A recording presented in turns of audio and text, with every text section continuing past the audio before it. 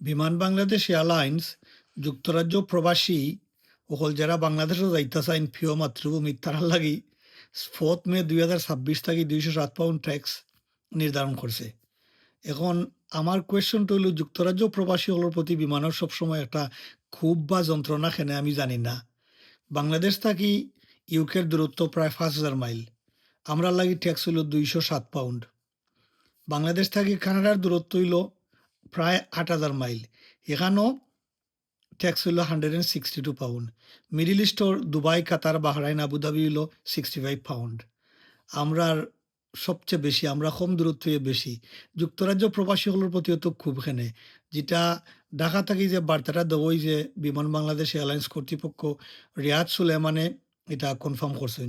আমি অনতিবিলম্বে এটার প্রত্যাহার করার দাবি জানাই এবং সঠিক কনসালটেশন আলাপ আলোচনার মাধ্যমে অন্যান্য বিমান লগে কম্পেয়ার করিয়া একটা যুক্তিসঙ্গত প্রাইস নির্ধারণ করার দাবি জানাই। ধন্যবাদ।